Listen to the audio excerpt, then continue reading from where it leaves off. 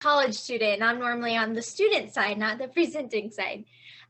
So like you said, I'm Hannah Gebhardt, and I am a past Missouri State Honey Youth Ambassador.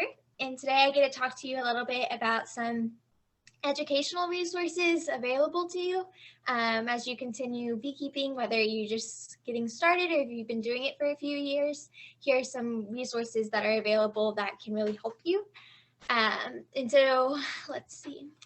As Galileo said, you cannot teach a man anything. You can only help him find it within himself. So I'm not really teaching you. I'm just helping you figure out where you can learn. So a little bit about me. I started beekeeping about 6 years ago for my FFA project.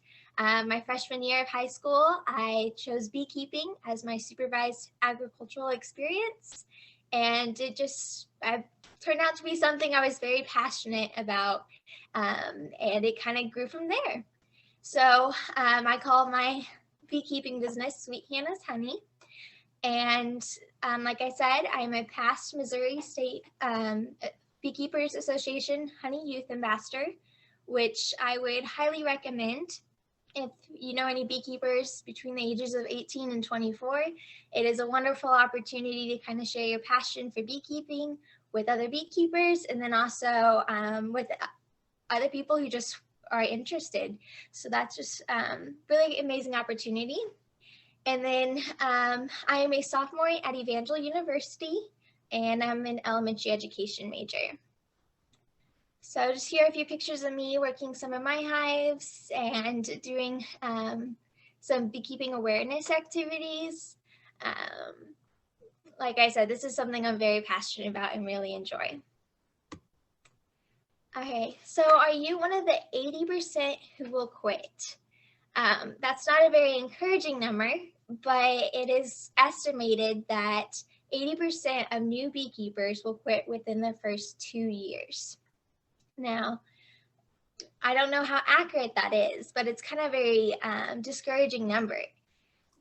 So I want to make sure that you're not one of those. As Hillary Carney said, in my opinion, the main reason new beekeepers quit is because they don't seek out the resources they need to succeed. So to make sure you're one of the 20% who will continue beekeeping and be successful and find this new passionate hobby or business, I want to point out some resources to help you be successful.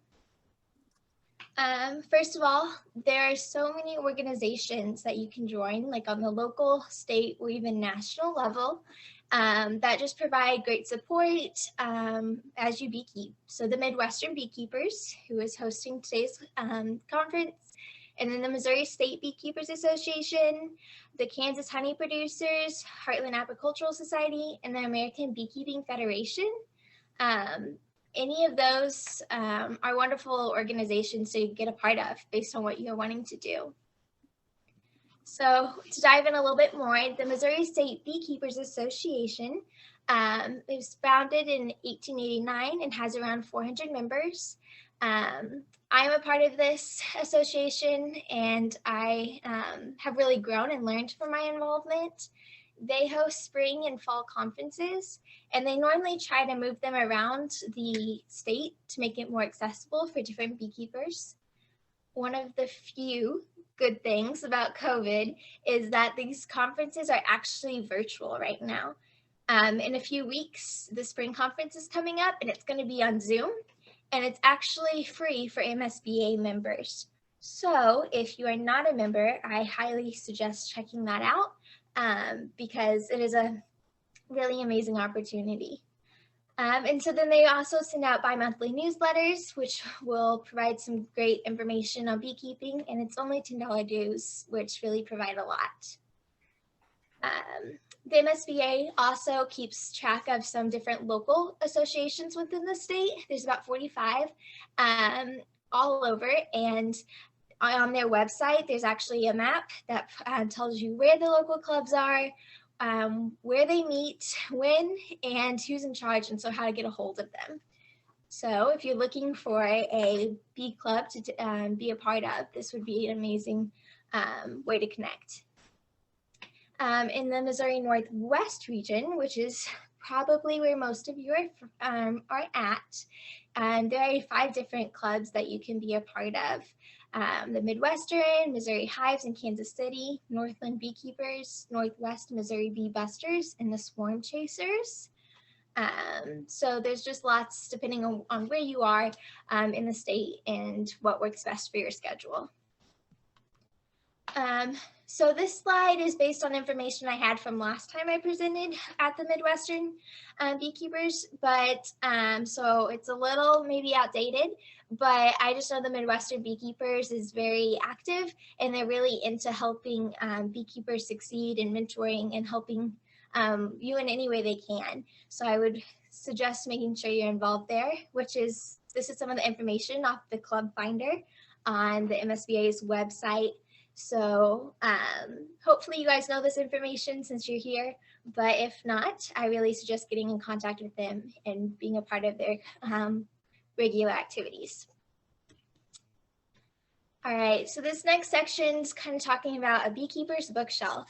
There are so many different books available about beekeeping, and they cover all kinds of activities.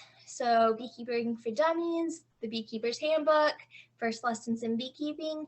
These are all just a few that are great for when you're starting beekeeping. They give an overview on kind of all the aspects and can answer some of those questions. Honeybee Biology, Honeybee Democracy. Those are great for telling you how bees work, how they function on the biological aspect, and then also just like the hive hierarchy and the different roles bees play throughout their time in the hive. The Hive and the Honeybee, the ABC and XYZ of Bee Culture. There are just so many different books that are going to help you depending on the questions you have. And there's so many more out there. So I would really suggest looking into it. I don't know about you, but I love to read. And so books are a great way to get interested and to give you some of that information. Especially I've heard almost every conference I've gone to for winter prep, they say research, do your research, read, study up. That's a perfect time when you can't be in your hives. Also, I included some children's books. There are many children's books on honeybees out there, which are a great way to share your passion and some information on honeybees to the younger generation. As an elementary education major, you know I am all about these books. And so I suggest you maybe look into that too if you ever have an opportunity to connect with some kids. And then there are also so many cookbooks on honey, and there's also, I don't have pictures here, but there are many books on wax and how to treat beeswax and different things to do with it. So if you're wanting to move past just selling honey and want to try something different, there are many books on giving you ideas for what to do. All right, I've been reading Better Queens, kind of trying to do some more research on the role the queen plays and understanding them better. And then I also, the Beekeeper's Problem Solvers. I really like it because if I have a question, it kind of lists and I can look and be like, okay, so this is the pest I'm seeing, or this is a problem I'm having, kind of quick solutions. And then some of my favorites are the Bee Book and Beekeeping for Dummies, just, you know, that need it. And then The Queen and I was actually the first book I got for bees. My grandma gave it to me, and it's a really old one, but I just love the description of the different roles the bees play and just how the hive works. I really enjoy that one and keep it around. All right, so if you're not so into books, there are also magazines. So the American Bee Journal is a really good one. And if you are part of the MSBA, you actually get a discount on that. So once again, those $10 dues, just keep giving. And then also there's Bee Culture and Grit Magazine. Those are great. And then if you're totally against reading, there are also movies. So More Than Honey, Colony, Queen of the Sun, Vanishing of the Bees, and The Last Beekeeper. They can give some wonderful insight. And of course, there's websites. So the MissouriStateBeekeepers.org. Here's the information for the spring conference coming up. wonderful Saturday, but they also have other resources besides their conferences that can be very beneficial. And then there's BSource, abfnet.org, that's the American Bee Federation's website. Modern Farmer and honey.com, Bee Lab through the University of Minnesota, WICWAS, that's going to give you some of those honey books and beekeeping books. And then, of course, the University of Missouri Extension has wonderful resources on their website. And then also I know that they sometimes have meetings and courses as well that are very helpful. All right, and then there's also YouTube, which there are so many wonderful beekeepers putting information out there, and I've found it helpful for if you're just wanting, you can watch anything from just a basic hive inspection to learning how to insert a queen cage. It's very helpful if you just have some of those questions. So don't be afraid to turn to the known resources as well. All right, and then Facebook. There are so many groups on Facebook, including the Missouri State Beekeepers Association, Missouri Beekeepers, the Midwestern Beekeepers have a group, and I believe there's Bees for Sale as a group as well.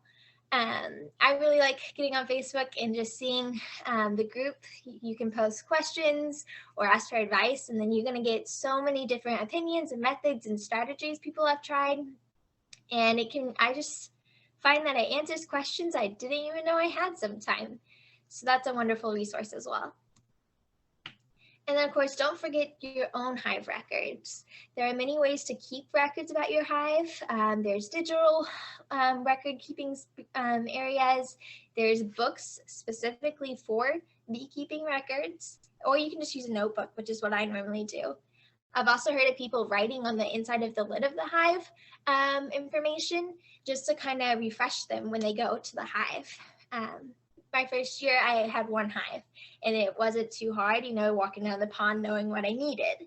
But this past summer, I had 12 hives, and it got at 7 different locations. So it was a little harder to just know what I needed to bring to each hive and what I was kind of walking into. Looking at your hive records is very helpful to keep track of that. And then also this summer, if an issue comes up where I'm wondering how a hive was performing previously, I can look back at my records and get some of that information. So I highly suggest you find some way to record your hive information and data, whether it's online, on the back of the lid, or in a notebook, that it'll just benefit you. And so just kind of to review, I know this has been a very quick summary, but there are so many resources that you can continue using. So first of all, I would suggest you get involved. Connect with other beekeepers. I didn't get involved with the MSBA until shortly before I became ambassador. The first few years, I kind of had a mentor with another beekeeper, but I wasn't involved in the MSBA or a local club. When I did, I learned and grew so much faster. It was very helpful and just encouraging to get some information and support. And so I would highly recommend you connect with other beekeepers, whether it be at a local club, the state conferences, or even on Facebook. Find some way to connect with other beekeepers and just grow and learn together. Also, don't forget you have so many resources available to you. There are just, you saw books, movies, magazines, websites. There are a lot of resources to use. So don't feel like you're in this alone. If you have any questions, there are lots of ways to find the answer. And you're never going to know everything, and that's okay. It's a continual growing process, as I have learned. You never stop learning. And then also jump in. That is one of the best pieces of advice I can give you. It is great to research and to read. Like I said, I love to read. But at some point, you just got to step into the hive. Hands-on experience is sometimes the best way to learn. And there's no way to test your knowledge until you try. And then finally, there are going to be a lot of opinions, but there are no perfect answers. There's kind of a joke that goes something like, there are 5 beekeepers in a room. How many opinions are you going to get? 6. Everybody's going to have different ideas on how to run their own beehive, but that's not necessarily a bad thing. That's going to give you lots of ideas when you talk to other beekeepers, and you can test them out and figure out what works best for you and what works best for your own hives and beekeeping style. So I know that was quick, but does anyone have questions?